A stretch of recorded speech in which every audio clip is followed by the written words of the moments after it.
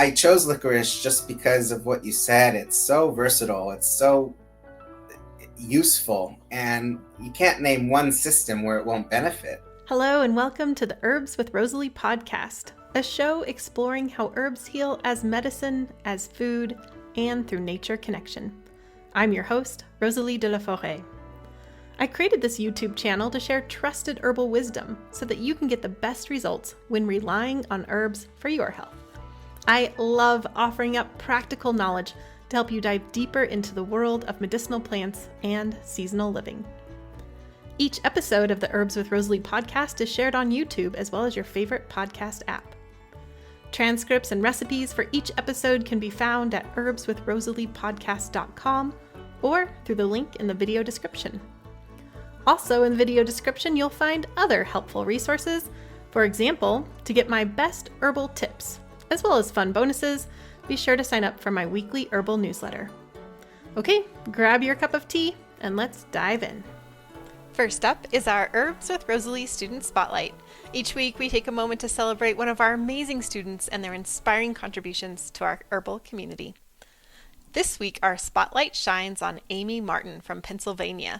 Amy completed Rooted Medicine Circle and brought her learning to life through her end-of-course capstone project with this heartwarming neighborhood herbal gathering in her backyard. She welcomed guests with garden walks and tea tastings and hands-on learning about plant energetics, companion planting, and herbal medicine making. Each attendee even left with a potted basil plant to start their own herbal journey. And then Amy and a guest used fresh lemon balm and plantain poultices to soothe a bee sting, which turned this unexpected moment into a powerful lesson on plant medicine. Inspired by the gathering, Amy now hopes to continue fostering community, one cup of tea at a time.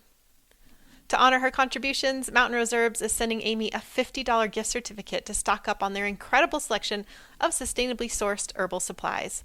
Mountain Rose Herbs is my go-to for high-quality organic spices, herbal remedies, and even hard-to-find botanicals. They ship all over the U.S. and have a massive selection of products to fuel your herbal adventures. Thank you, Mountain Rose Herbs, for supporting our amazing students. If you'd like to explore Mountain Rose Herbs' offerings and support this show, you can find the special link in the show notes. In this episode, I'm talking with Dr. Ryan Shepard, and we're diving into why licorice is one of the most used plants of our time. We also touch on the controversy around licorice and hypertension, something that's often misunderstood. Plus, Ryan shares his herbal journey from London to China to Texas, and how each place shaped his path. If you're curious about licorice, herbal medicine, or just love a good story, this conversation is for you.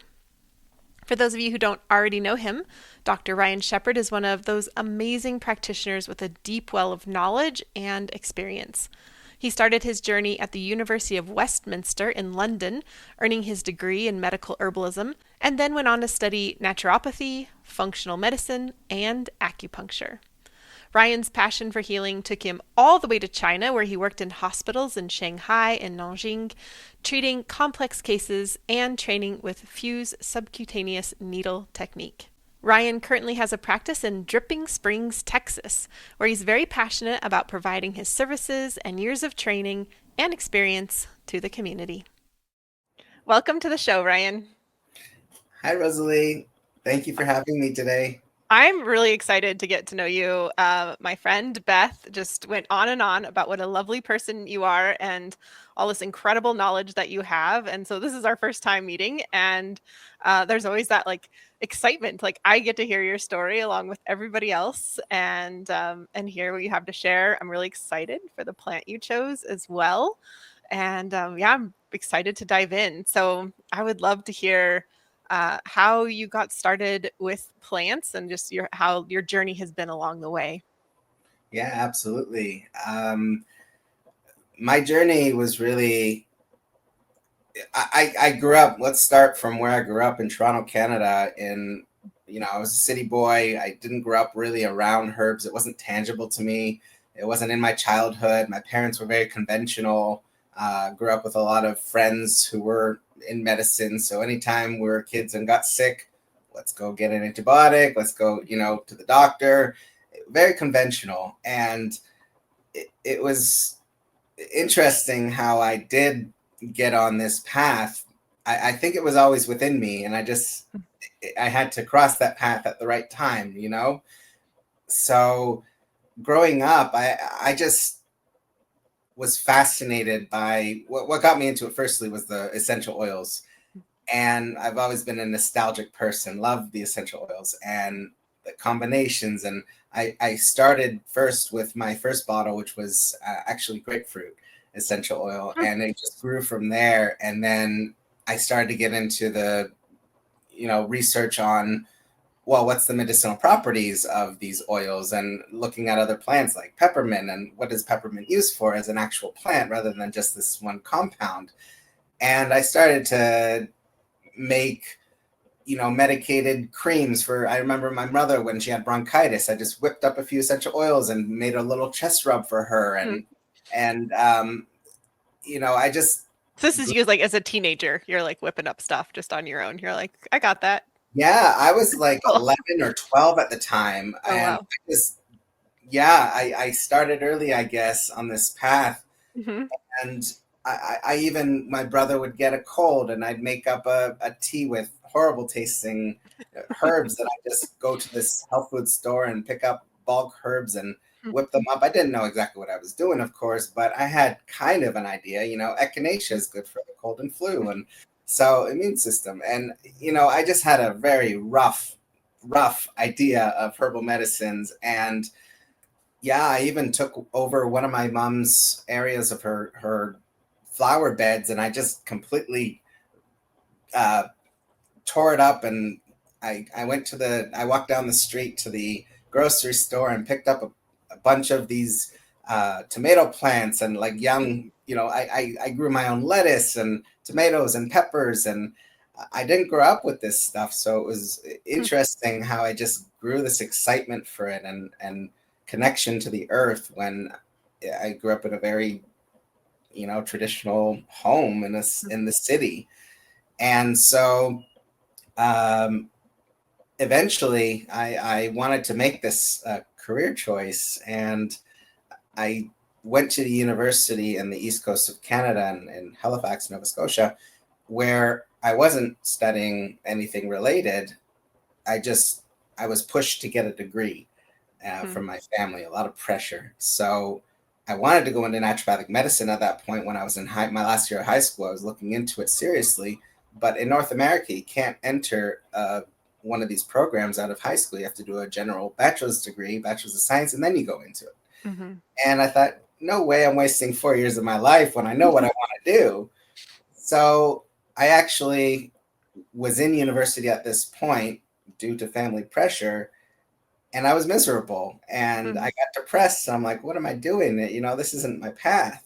So I ended up doing some more digging, and I found London, England, a program there. I could go to the University of Westminster and train as a medical herbalist and get a bachelor's degree. I'm like, best of both worlds. So I ended up doing that, and it was the best thing that ever happened to me and changed my life. I found myself in London. I moved there when I was 18 years old, and this started on a whole path for me, a whole new career path. And just, I was loving it. I never was a note taker. I was never studious in school, but I was a sponge in class. So I was just, amazed at all this stuff that I was learning about these things that I had in my childhood that I just discovered on my own.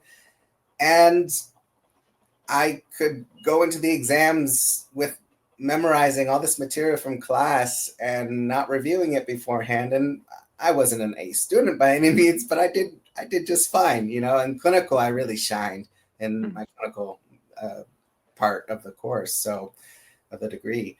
And from there, it just took me on a whole, I love nutrition.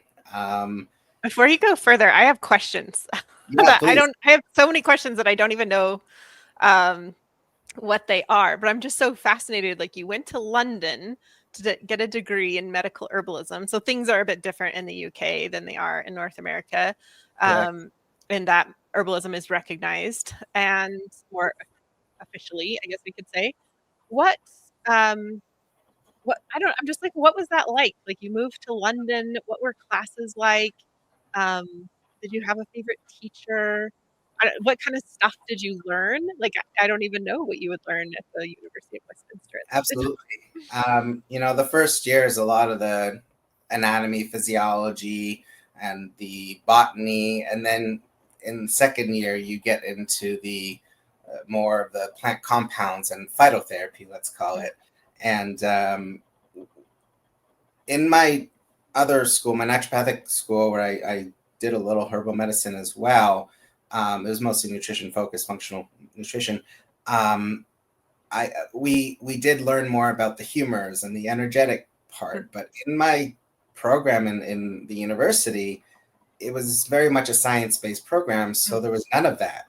I really have a science brain. I love pathways. I love biochemistry.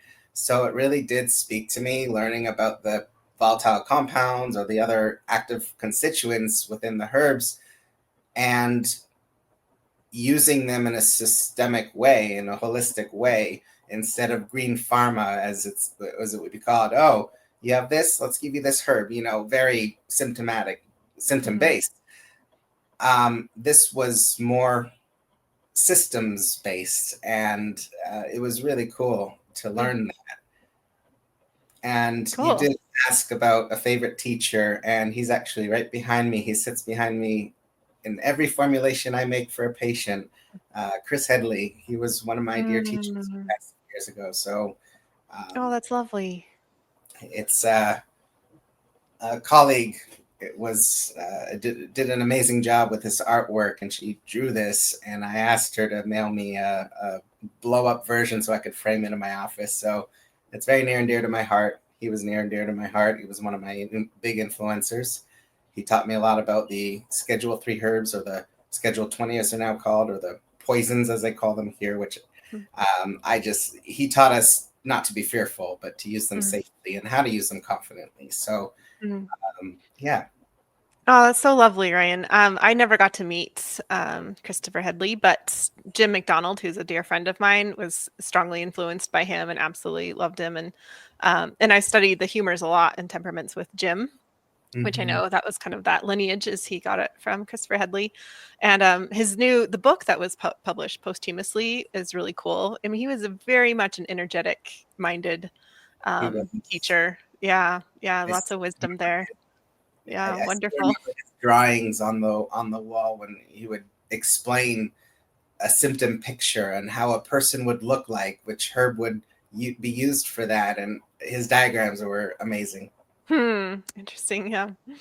After I graduated from the University of Westminster, I was at the College of Naturopathic Medicine, and that's where I did a lot more of the other modalities and learned cupping for the first time and auricular acupuncture, and we did a lot of traditional naturopathic, let's say, remedies, but like homeopathy and Bach flower and all that kind of stuff. But the main focus of my program was nutrition. It was a 4-year program. 3 years of it was nutrition. And I always had a love for nutrition and food is medicine. And I'm a foodie myself, and I know you are. So I just love using, medicinal properties of the foods as medicine. So, Ryan, so you went to so you're in college, you weren't on the right path. You felt it on all the levels. Then you go to London, you get a degree in medical herbalism, and then you're just insatiable after that. You're like, okay, now I'm going to go to naturopathic school. Correct. Okay. Just making sure I've got the timeline correct here. Yeah. Yeah. So I felt pretty well-rounded at that point. Like I'm, I've gained enough knowledge. Let's go have an adventure now. And I wasn't thinking about medicine at that point. I always had an interest in martial arts since I was a kid. And after my studies in London, I thought, I'm not going back to set up my practice and then that's it. Because once you open your doors, it's hard to do anything else, right? Getting set up, get busy, and then that's it. You're in it. And I said, I need one more adventure before I do that. And I went off to China, actually, not for medicine, but for Kung Fu. And I didn't know where I was showing up. I just said, I'm booking a ticket. I've got this amount of time to prepare myself, and done. I'm going. Wow. So I booked my flight. I showed up and I went to very rural China, and I lived with Shaolin monks for a couple months, and shaved my head, wore the robes. It was 8 hours of training a day. And it was pretty brutal. And I injured myself a couple times because there's a lot of power stretching, as it's called, and flips and rolls and grappling techniques and all that kind of stuff. And I just found it a little too young, if it's a good word for it. I'm not this macho guy, and it was very much young and very, you had to be headstrong. So I went down south to Foshan, which is the birthplace of Wing Chun, and I thrived. I was one-on-one with my Sifu, and I had a Kung Fu brother there at the time who, it was just us two living in this apartment, and trained every day with our Sifu. And we had tea breaks. Let's just put it that way. We had tea breaks, and it was much more my speed.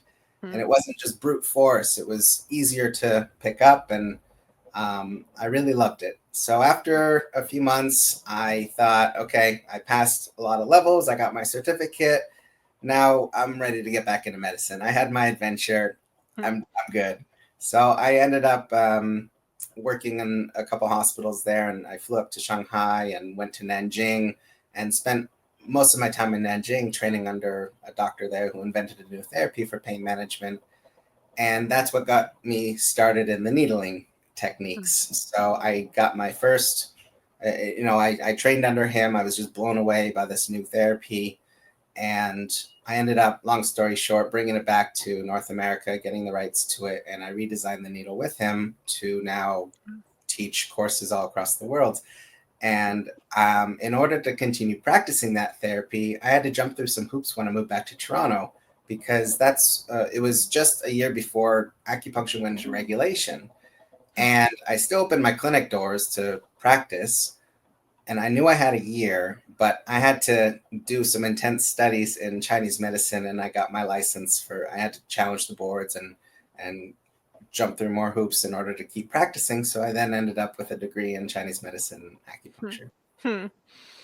That's funny how the licensing works like that. 'Cause, like here in the States, like I have a friend who studied Worsley's 5 Elements, but that's not licensed, and so he had to basically like do the crash course in more traditional Chinese medicine in order to get the degree. But but he doesn't practice that. It's just kind of a funny thing about how that all works.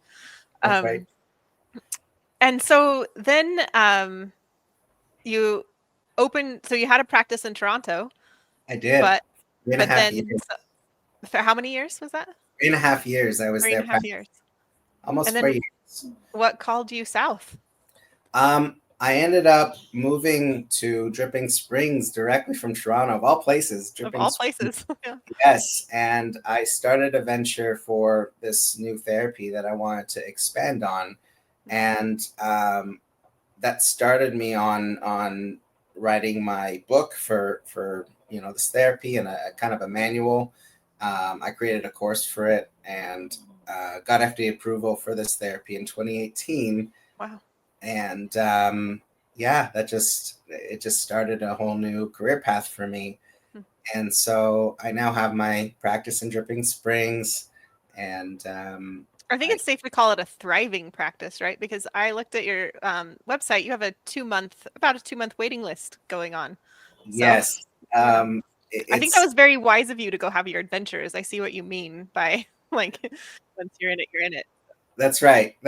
So now it's still fun to travel, but it's harder to leave my practice, so I don't have, exactly. But I love what I do. I love helping people, and I'm very privileged to have a great community here of people who I can help, and it's nice. Yeah, I hear wonderful things about Dripping Springs, and I'm looking forward to seeing it for myself later this year. Absolutely. Well, so that's a really, the sense I'm getting from you, Ryan, is like you're just put like one foot in front of the other and you just keep going. Like you don't even know necessarily, what direction you're headed in that, like you went to China and like ended up in one place kind of on a whim, and then another place. And But there's this like determination there on your part that like, steady determination to get what you need to get in terms of just satisfying whatever is driving you to learn all of these things. And to your point, a lot of it was unconscious. I Hmm. didn't have that on the forefront of my mind. It was just, I was on this path, and I just, like you said, one foot in front of the next. And what's Hmm. the next door opening, and I just went for it. I, Hmm. I, I just told myself I can't say no. I just, Mm. it feels right. Yeah. Yeah. And then find these wonderful mentors along the way. And yeah, it's Absolutely. wonderful. Well, I'm Absolutely. excited to talk about licorice today. This is the first time it's on the show. I often say that licorice is one of the most popular plants of our time, mainly because it's almost in every Chinese formula, right? It's the peacemaker. Absolutely. Almost So, everything. I'm a harmonizer. yeah, harmonizer. So, I'm excited to hear what you have to share about this amazing plant. Yeah, I chose licorice just because of what you said. It's so versatile. It's so useful, and you can't name one system where it won't benefit. You've Hmm. got the digestive system, you've got the endocrine system with the HPA axis, you've got the cardiovascular support, you've got the musculoskeletal system, um, respiratory health. You can't forget that.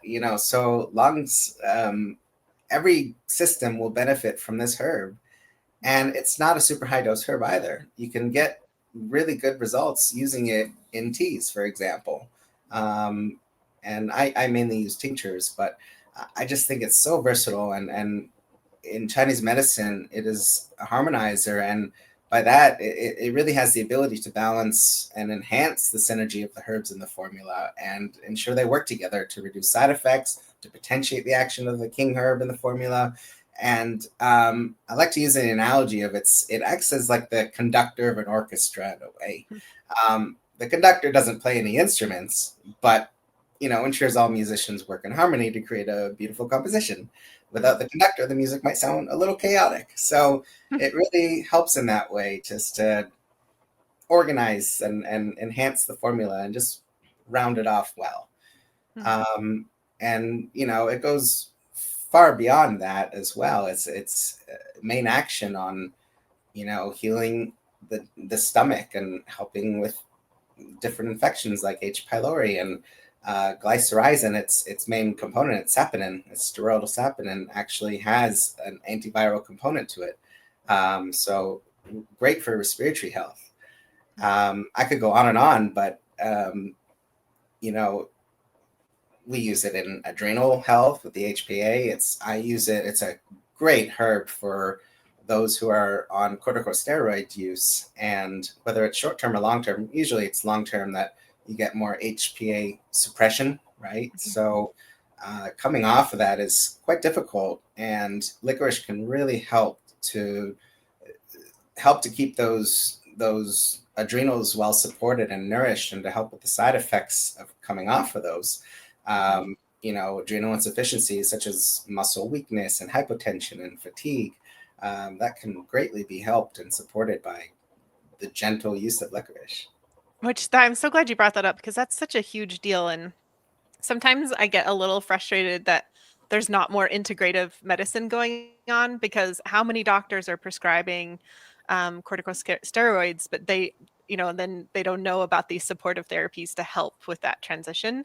I once got put on 60 milligrams of prednisone, and I'm just so grateful I got on it. And then I really immediately wanted to get off, and they were like, "Oh no, you can't just stop this," That's at right. that Right. dose. And I was so grateful to have found a practitioner at the time who was like able to get me off and work with the herbs too to help support that process. And I think just, I often there's these like this one thing, like in this situation, the licorice to help support that process. I'm like, if only the doctors knew this one thing, but there's so many one things out there. So yeah, I'm really grateful. There's practitioners out there supporting folks in all these different ways. That is a really interesting function of licorice is for the adrenals. And um, it's one that I don't know. It's kind of one of its more sophisticated uses, I think, of working with licorice in that way. I would agree with you. And looking at the action on the adrenals more specifically, a lot of people are familiar with the term adaptogens and using things like rhodiola or ginseng or ashwagandha, things to adapt to the stress and help with endurance in a way. I really like to look at licorice as a different classification. As you already know, it's a tropho-restorative for the adrenal gland that typical adaptogens just can't touch. They can't do that action. I look at another analogy. I like analogies to explain to patients how things work. Think about replacing that dollar store battery with a Duracell Ultra. When your adrenals are just in that burnout mode and you're just really struggling, you're dragging your feet to get through the day, licorice just comes in and gives you that extra nourishment and re-energizes that gland to support it to pump out more of its cortisol and adrenaline. And when you just can't keep up anymore after the demands are so high after so long, that let's call it stage 3 of that adrenal exhaustion, that exhaustion phase, adrenal compromise, as it would be called. I don't really like to use the term adrenal fatigue. I don't think it fits well. It's accurate, but adrenal compromise, let's call it. So in that exhaustion phase, so it can really just support the glands so well that in a way that adrenal that adaptogens just can't do. Mm-hmm. And when you're working with someone with that, is the licorice then playing a more starring role as opposed to, say, like in a lot of TCM formulas, it's like 5% of the formula. I'm just wondering like how you would work with it in that way. Correct. It depends on the case, right? It depends on the person in front of me. But in that situation where the person is in that kind of stage 2 or stage 3, like stage 2, I would consider when that the cortisol starts dropping and you just can't keep up with the demands. But then we start to see DHEA declining, and that's like your backup reserves. I'm using licorice in high doses for that. And because you know how it stops the breakdown of cortisol, right? And it sustains it a little longer in the bloodstream, so your adrenals don't have to work as hard to keep pumping that out. And that's where licorice really shines. So I would definitely say use a high quality licorice to keep that glycyrrhizin content at the peak. Like a lot of the formulations you see over the counter are DGL, deglycerized licorice, and that has a purpose for gut health and healing. But glycyrrhizin's been kind of villainized in and I don't think it's fair. I don't think there's good enough reason to demonize glycyrrhizin. It has to be taken in really high doses to cause that aldosterone-like effect. You have to have like close to 5 let's grams talk about that a bit, because I think people know that, like there's a lot of caution in Western herbalism, especially, not to work with licorice in higher doses consistently. I'll let you explain it. Take it away. Oh, no, please. You said it perfectly. People's fear around it causing an aldosterone-like effect or increasing blood pressure. And this is where this happens. And some people may be the odd one out, more sensitive than others. And to speak to that a little bit more, I'd like to say it does have to do as well with potassium levels. If you don't have a potassium surplus in the diet and you're actually a little deficient, that aldosterone-like effect of licorice and the glycyrrhizin activity will be potentiated. So keep that in mind. It doesn't just have to do with the glycyrrhizin component. It has to do with the body and how it's acting on the body in the surplus or deficit of potassium intake. So there was actually a cool study done on females with anorexia nervosa and low potassium diets. They found to be more sensitive to glycyrrhizin, actually. Oh, that's fascinating. I had not heard that correlation. And do you feel like just a diet that's well-rounded in potassium is fine, to fix that? It's not like you need to have potassium supplements while taking larger amounts of licorice? Correct. I actually don't really like to recommend potassium supplements that often in my practice. I think there have been different people promoting them over the years, and it's been kind of highlighted. A lot of people have been coming and asking for it. The demand's increased. I'm not crazy about potassium supplementation. It's so abundant in our foods. Eat your vegetables, eat your fruits. You got an abundance of potassium and a lot of natural sources. You don't need supplementation in that regard. Yeah, absolutely. Let's see, what else? Licorice. You mentioned it's an antiviral. I always love to point out that, like, Western medicine, for all of its glory and the wonderful things it does not really have great antivirals, especially for like your everyday needs, right? So I always Right. love to point that out, and like how cool it is that this root, has these properties. This wonderful plant has developed that. And to speak to that point, I agree with you. The antivirals are actually quite harsh on the liver as well. So, licorice, wonderful antiviral, not detrimental. It doesn't cause any burden on the liver. Yeah, yeah, lovely. Um, any, I guess you had briefly mentioned a benefit for cardiovascular system. Can you expand on that a bit? Yeah, cardiovascular support. I really like to use licorice to, it can help with hypotension in cases where, especially coming off of long-term steroid use, people's blood pressure can drop. And using that aldosterone-like effect of licorice, you have to go quite high to achieve that. But that can actually support a hypotensive situation and raise blood pressure.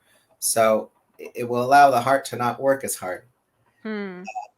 And that correlates with the more musculoskeletal approach of licorice relaxing the muscles as well. So it just takes strain off the body and stress. Hmm. Do you like the taste, Ryan? I am one that does like the taste. I know a lot of people don't. I have a fun story though. At the pharmacy where I have my practice, there's a pretty big team here. And every morning when I come in, I like to brew up some tea and I'll make different batches of blends. Licorice is a key herb in my teas because I just think it pairs so well. Like one of my favorite combos is licorice, ginger, and peppermint and chamomile. I really love that combination. So I make that a lot for a lot of the pharmacy staff, and they love my teas. Yet most of them can't stand the taste of licorice. So they always love the tea and they're like, oh, it tastes so sweet. And they don't taste licorice, they just taste sweetness. Hmm. So I really love it, puts a smile on my face because it's challenging people's preconceptions of this herb. And, that recipe that I created with that chi boosting chicken, I thought a fun name for it, but licorice is used in there and quite a reasonable amount. You can taste it, but it just tastes sweet. You don't taste black licorice. And, a lot of licorice candy out there, they're using anise anyways. It's not really licorice on its own. So Well, let's talk about that recipe. I'm really excited for it. Chi boosting chicken. What was your inspiration for this? And I don't know what anything else you'd like to share. Of course, everyone's going to get a beautifully illustrated copy of this with the full recipe. You can get that at herbswithrosalee.podcast.com or in the show notes. But yeah, I would love to hear more about this recipe and your inspiration. So as I said previously, I am a big foodie. I love food. I love to cook. I could easily spend a couple hours in the kitchen every day and it doesn't faze me. It's therapy for me. And so I had to come up with a recipe to use licorice, and there's plenty of tea formulations out there.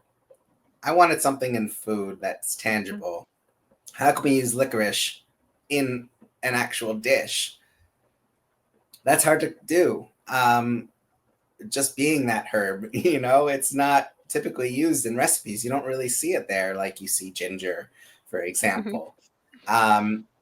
And licorice pairs well with ginger and it pairs well with orange. So I thought, let's do something and infuse this licorice and combine it with those flavors that medley well with it. So I wanted to use orange for the brightness and to enhance the sweetness of licorice, and the ginger as that warming spice. And it's always an activator in a lot of recipes, potentiator. And I use tamari as well to bring it all together. That salt enhances all the flavors as well. So I wasn't sure what would be the outcome with that. And as soon as I made it and I took off the lid after, letting it all infuse and cook down together, and I couldn't believe the flavor. It was really surprising to me. So I'm really excited to share that recipe. And I thought chicken was a good basis for it. I was thinking fish, but I'm like, no, chicken would do much better. Hmm. So for the people that do eat meat out there, I'm looking forward to them getting the same satisfaction that I did from this recipe, because licorice still has its important properties of healing, and it's infused in that sauce. Hmm. I love all the thought you put into the flavors, Ryan. Just the brightness of the citrus. Like, no doubt this is going to be good. Um, I feel like maybe just mention. I would love to hear if you have any thoughts to share on food as medicine and like the benefit of like why would we go to the trouble of infusing our chicken with licorice, for example, and ginger. I mean, there's lots of and citrus. We've got lots of herbs in this meal, but yeah, why bother going to the trouble? I really like to encourage people to get in touch with food, because the mentality around it, it's taskful, it's work. Hmm. I want to see this as something more nourishing, that you're feeding your body with this substance that's healing, and to change that lens they're looking at it through. It's not taskful. This is something you're doing for yourself. It's empowering. You can actually get less intimidated by going into the kitchen and doing an easy recipe like this. It is not taskful. It, Hmm. it, it's less daunting once you make this and you're like, hey, that wasn't too bad. A lot of people get overwhelmed and in the fear of cooking. Hmm. And I know quite a few friends who, they would just rather pick something up or something easy that they can just boil water and make a soup with noodles. It's like whole food eating. There's so much benefit, and it's just a matter of dispelling the myth around the work that goes into it, that not every recipe has to be so involved. Hmm. And I wanted to create a recipe that was on that line of being less involved and easy to do. Doesn't Yeah, I take long. love that.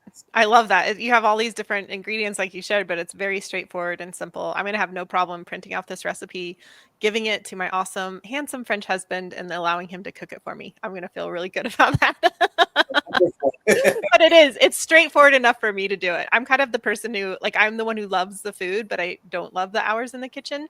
And so this is my ideal recipe because it's an amazing meal that, is really easy to put together. So thank you so much for sharing it with us. Of course.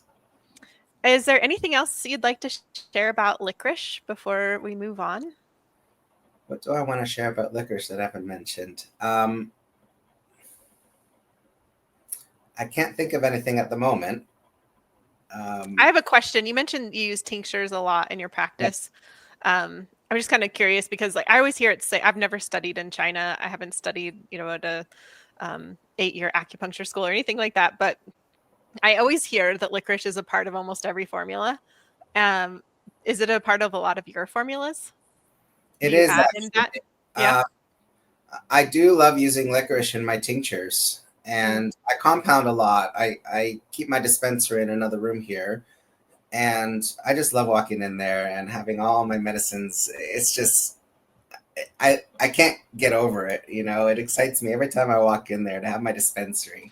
I'll bet. I can imagine. So in China, tinctures are not very common. It's mostly, they give you, we weigh out the herbs, and you make a bag of the mix after doing a pulse assessment. Some would say tongue. I rely on the pulse quite a bit, even though the tongue is considered the uh, true diagnostic.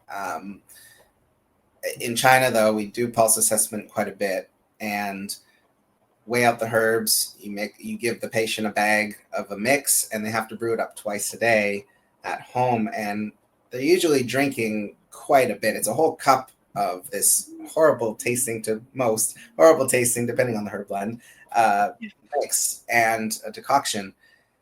They have to down that twice a day.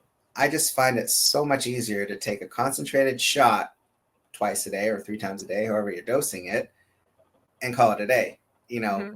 Just chase it with water. And I like watching people's face in here. They react to the taste of the herbs, but it's not like they have to drink a whole cup of it. It's just a shot. And Hmm. so licorice really does help with the flavor profile of a lot of the tinctures. Hmm. the combinations. But I do like it in there from my TCM bias as a harmonizer, but also who isn't under stress, who doesn't need that gentle support, whose muscles aren't tight. It can benefit mostly anyone. Um, I do like to use it quite a bit. That's interesting to hear. Yeah, when I had my autoimmune disease, is like 2 decades ago. That's how I got into herbalism really in a clinical way, was through traditional Chinese medicine, and I got the bag of herbs and brewed it up, and I had to stand by the sink, and like I wanted to drink it. I was very sick and I wanted to drink it, right, and get better, but I had to do it by the sink, and I had like the cup of the tea, the cup of apple juice, and over the sink, because sometimes I just couldn't keep it down. I mean, it was not good. I wonder if I'd be better at it now, just like I wasn't an herbalist back then, but I Right. mean, it's intense, some of those blends. Some of them Really, are pretty really intense. intense. Oh yeah. Yeah.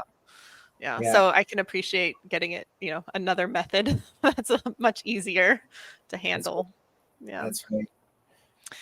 Well, Ryan, you have this thriving practice that keeps you busy. Are there other herbal adventures or other projects that you're working on right now? Yes, I am working on with a good friend and colleague of mine here who's also a herbalist. We're working on doing some, uh, you know, talks to the public, lectures on different themes of the seasons, whether it's stress or whether it's grief or allergies or immune dysfunction, whatever it could be, and just you know community outreach in that way. And in a non-herbal sense, I have been very excited to see I have a new chapter being published on pain management and myofascial pain in a textbook that's coming out this year. So that's a big thing for me and my other venture, which is teaching my courses. So Mm. that's huge for that piece. Well, the myofascial pain is a huge interest of mine. I went to an intensive school for 4 years, structural medicine. It was like a type of Heller work or Rolfing, and Oh that same yes, like body of work. So very myofascially focused. And gosh, this like being able to help patients through pain is such a huge thing in our society with, this opioid epidemic that hopefully is like leaning towards the other end. But just this pain killing idea is just not really working for us. And there's so many innovative, powerful ways that people can work with pain that aren't that's right. dangerous and life ending in the way that opioids can be. That's right.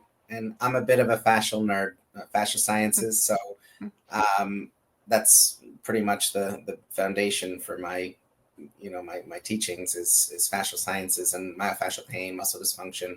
I get into Travell and Simons a little bit, but and the referral patterns, right? They're the foundation, but I extrapolate further into fascial sciences and a lot of the new research and the needle that I use is a fascial needle. So I love helping people with pain on a daily. I treat pain, and That's kind of your main focus.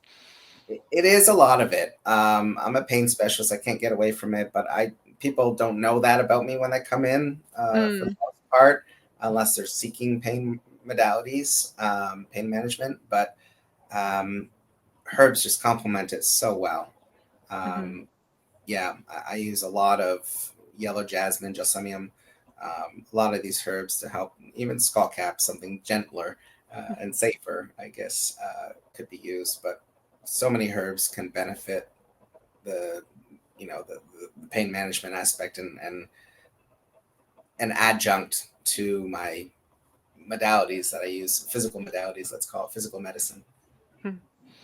Well, thank you for all your gifts, your insatiable desire to keep learning, and then sharing that with your patients. And I feel meeting you, I just feel like we need someone like you everywhere, helping folks out in multiple ways.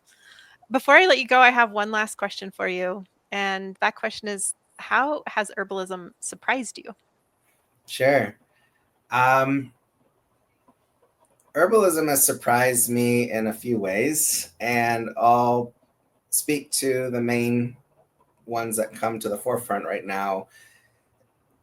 I love giving people shots of herbs when they come in, depending on their affect, their mood or what presentation is in front of me. And oftentimes people come in with a lot of lung congestion, and I'll give them a shot of lobelia. And oftentimes it's said that herbal medicines take time to work. I am blown away every single time I can repeat this, where I give somebody a shot of lobelia, and within seconds, I'm not talking about minutes, within seconds, they can take a deep breath and just feel the relief. I don't give them much backstory. I don't want to, cloud their judgment or give them anything to go by, but I just see it, and I'll ask them to take a deep breath after, and like, oh, wow, their eyes open up like they're excited, and, I can't hide my excitement. But yeah, I just love seeing how quickly, and I'm surprised every single time about how quickly herbal medicines actually do work. And another example is actually my father. We were at a family function. This was in 2013, and he brought it up again in December, just this recent December, over the holidays. We just finished a meal, and we're walking back to where we were staying. And he was just complaining that his stomach wasn't feeling right, and he was, belching, and he had a lot of heaviness. Just he was feeling, indigestion, and things were just sitting uncomfortably. So we actually walked by a juice bar, and I said, "Come on in, let's get a shot of ginger."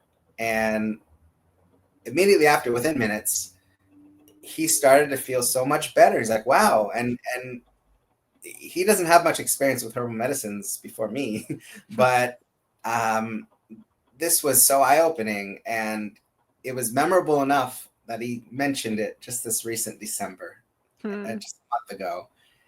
And this was years. So it's so impactful to see. It wasn't even a tincture. It was just taking a fresh root of ginger, juicing it, and that profound effect that was memorable for so many years. So I always get surprised by how effective herbal medicines are. Oh, I love that. And I love that, just a reminder, like, they can work fast, because I think that's I think especially people who aren't really involved with herbs might say that they don't, right? That's like a common thing that you hear, like a negative, like, oh, they take too long.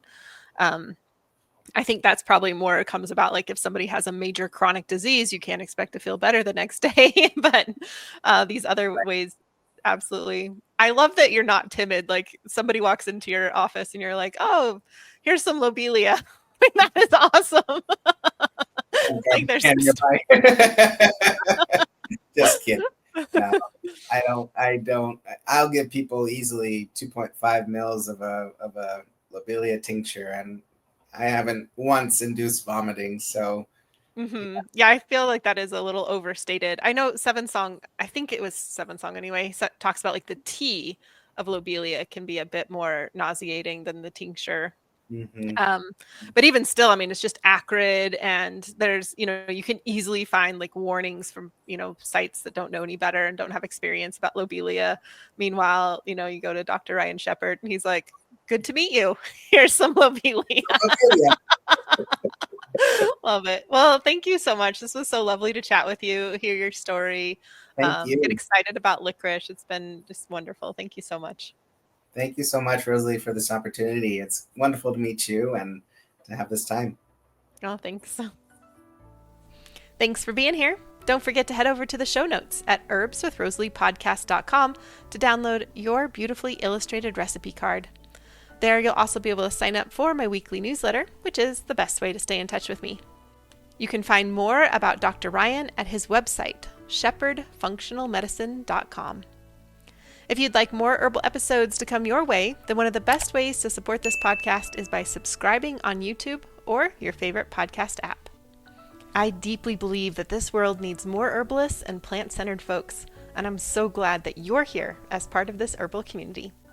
Also, a big round of thanks to the people all over the world who make this podcast happen week to week. Emily Thomas Anderson is the project manager who oversees the entire podcast operation, from guest outreach to writing show notes and on and on. I often tell people, I just show up. Emily does most of the heavy lifting. Nicole Paul is the operator for the entire Herbs with Rosalee school and community. She keeps an eagle eye view on everything to ensure it's running smoothly. Francesca is our fabulous video and audio editor. She not only makes listening more pleasant, she also adds beauty to the YouTube videos with plant images and video overlays. Tatiana Rusakova is the botanical illustrator who creates gorgeous plant and recipe illustrations for us.